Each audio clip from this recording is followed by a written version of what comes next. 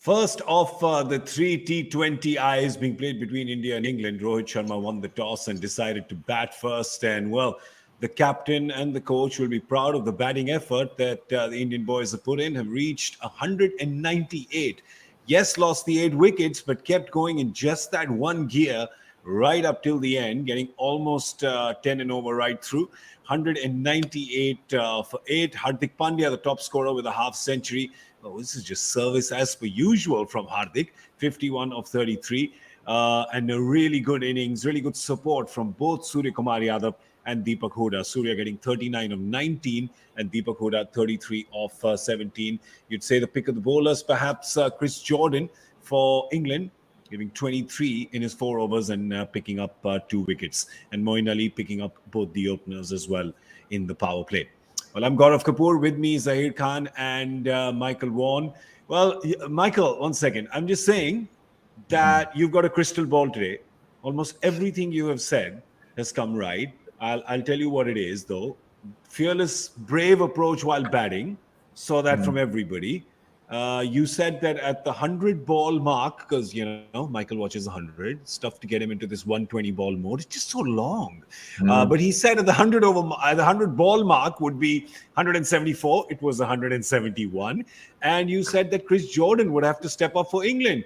Can't step up any more than this, can he? In a 200 game, he's gone for less than run a ball. Yeah. Oh, he got it nice. He got his cutters going well. He got the wickets at the right time. Just changes the pace, not being predictable. That's what T20 cricket is all about. But it's still a good score. It's a big score on this surface. And I think the Indian batters clearly have gone out there with a mindset of hitting the ball, hitting boundaries.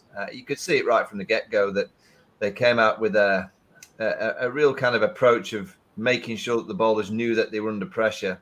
It's a different approach to what I've seen from India in T20 cricket. It's the right approach. And as I said before, I think for them to win the World Cup in a few months' time, they have to buy into this. Whoever plays, whatever the formation is, whatever the personnel is, they have to buy into this mindset of being ultra aggressive with the bat in hand. Zach, I'm just, once we just look at that and we say, obviously, congratulations to the Indian team, did really well, got to close to 200. It seems counterintuitive to say that they'd be a tad disappointed right now. And the reason I say that is because where they were at the end of the 15-over mark, they were poised so well. They look at that last row and they'll go, geez, we really could have done better there. Well, you can look at it that way or say that, when you have the intent from the word go and you don't want to change that gear and you want to bat with that tempo through and through.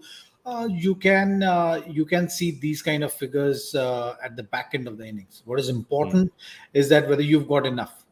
I think that's something which you can look at. You have made it for the last 4 overs or 3 overs beforehand. When you see 66 runs being scored in the power play and you maintain that until about 10 overs and then you're continuing with that. And that's the point I think Michael is also trying to say, that in this format now, in the modern day, you're seeing more and more teams trying to approach this format in this fashion, where you don't let the dot balls go because you can't really bring them back. So you have to be proactive. You have to attack from the word go. And then in the process, if you are failing to capitalize on the last 3 overs, you can still manage with that. And I think, that's something the Indian team will look at the scorecard and say, because you got to take those risks. You've seen Hooda taking that risk. You've seen Surya keeping up with that tempo, taking that risk. You've seen Akshar Patel do that. You've seen Hardik do that. So if you want to have that kind of approach, you will lose wickets in the bargain, even if you're set. And that's what we've seen today from the batting card. But what matters is you've got that total. Which is still going to be good enough for you to be in a position to win game of cricket. Yes, you'll have to bowl well, but I think what we've seen is the positive intent which has gotten them here. One batter maybe chipping in at the back end would have seen that difference of 5 or 10 runs. But if you have the cautious approach at the beginning, you might have seen maybe falling short by 15-20 runs from you. True. I think that's the great point. Yeah, that's the great point. Like, We're just so used to saying, oh, it's got to be like you've got to accelerate in the end. Michael, there's no rule that says that you can't get your runs in the beginning in T20 cricket, right? As long as you No, get that. the most important rule in T20 cricket is being aggressive from ball one. And you might have little periods where you're scoring at 12s, 13s, but you're also going to have periods where you score at 8s. In this innings, it came in the last few overs for India, but they've got such a good platform because of that aggressive nature. And they're so far ahead of the game that they'd have liked to have scored at 12s in the last 5. It'd have gotten to 215, 220, but it just wasn't possible. England bowled nicely. The ball just grabbed in the surface on 1 or 2 occasions. And you're going to lose wickets when you're playing aggressively. I just enjoyed the mindset. I enjoyed the mindset of India. I really like their approach, and they've just got to commit to that. And that's not just in T20 cricket. That's the way to play in 50-over cricket. And the more you do that, the more you realise it's possible to do it for 50 overs. You do it for 20 overs, you can do it for 30, you can do it for 40, and you can play that way for 50 overs. And that's when you get the monster scores. So I was really impressed with the Indian batting. Let me tell you, we've got, at Cricbuzz, we've got a lot of stats, fat cats. Yeah, I'd like to bring out some nice stats. So here's one I have for you. What Zach and Michael are saying about intent and about scoring and being aggressive. The strike rates today for India's number 3, 4, and 5, that's Hooda, Surya, and Hardik. 194 for Hooda, 205 for Surya, 155 for Hardik. This is the first time in T20Is that India's number 3, 4, 5 have all batted 10 plus balls and scored 150 plus strike rate when batting first. So talking about intent, well, that's a good stat because you need your first 2 get the power play, yes, but your 3, 4, 5 sort of become like that engine room, and today that engine room has really kicked in. Let's not forget that Rohit got a good start. Rohit, it was nice to see him come back after this. There could be a lot of frustration there, Zach. I don't know if you spoke with him, but sitting out a game, such an important test match because of COVID can really frustrate you watching the team out there and you can't even get out of your room. Not easy.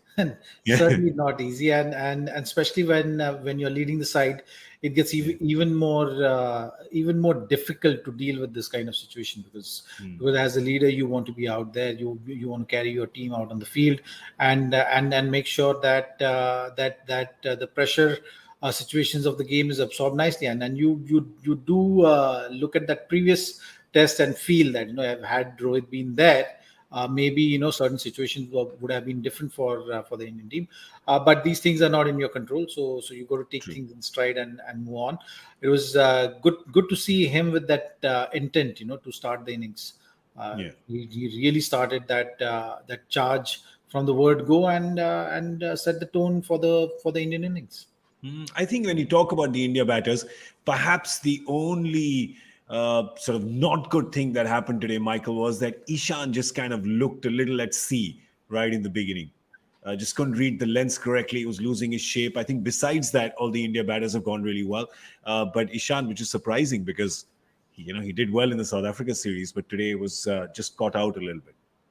Yeah, that can happen. I didn't watch him thinking he didn't have the mindset of trying to hit. I just thought he had one of those 10 balls where he just didn't hit it. It's just it's the nature of the beast in T20 cricket, white ball cricket in this era, that as long as your mindset is absolutely committed to hitting the ball and trying to strike, I have no problem. Not everyone's going to be able to do it every day, and you're going to have days where, like Ishan today, he gets 8 off 10, he gets out, but he's not wasted up too many balls.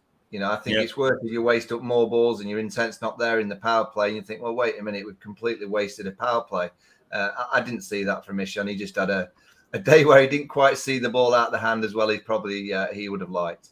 Yeah, I think the good thing there, the silver lining is that Ishan did show that positive intent. So as long as your mind is clear, like Michael is saying, some days you hit, some days you miss. Will England hit today or will they miss? Well, you know how they're going to bat. So we don't even have to waste our breath about what the approach is going to be.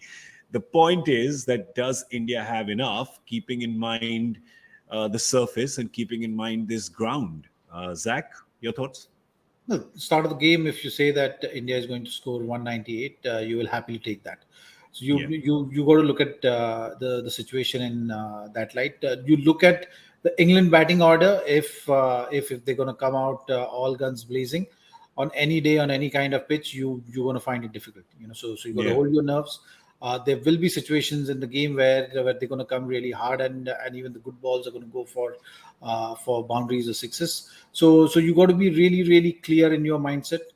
You got to be really clear with the approach and the options which you will be taking as a bowler, and that's what Indian bowlers need. They need to take a leaf out of Chris Jordan's handbook today, and then really follow that. He kept things simple. He kept hitting those hard lengths. Use the pitch. I think the pitch is nice and hard. If you hit the length, there is a bit of extra bounce, which was very consistent. So I think that's something which Indian bowlers need to just focus on. If you are too short or too full, I think the batters can take advantage of that. But even though margin of error on this pitch is less, if you get it in the right area at a right pace, you can extract some purchase from this pitch. I just want to tell you that India's had a great start, Michael.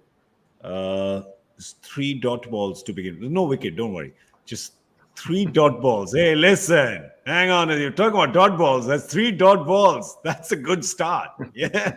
But your thoughts, Michael, is this going to be enough, or can England get across the line today? Because I don't think there's any total that daunts them anymore in white ball cricket. No, they can, but I just sense that India. I like Rohit Sharma decided to bat first. You don't see that too often in T20 cricket in this era of the game. I think it's a hard chase. You only have to look at the history books here. I know the history books are there to be rewritten, and we've just seen it in Test match cricket that history books mean nothing when you're in this modern era. But I just feel that India have got enough variation and enough good spinners that'll cause a few problems. So I think it's going to be a difficult chase for England. Well, I'll just tell you this. England has a wicket-keeper batter. Today also happens to be the birthday of another wicket-keeper batter. That's all, just saying. Well, it's not anymore. It's 30 minutes past. All right, it's done. And wait a second. Whoa, wicket-keeper, I jinxed him. He's gotten out first ball, is he? Oh, geez. I know that Indian fans are now wanting me to just be here through the game, but I can't because I've got to take my nap. Michael has prescribed it for me. And what Dr. Vaughan says, GK listens to. All right, so we're going to scoot, but we're going to see you at the Combox at the halfway mark. 199 for England to win. And if India can stop them, they go ahead 1-0 in this series.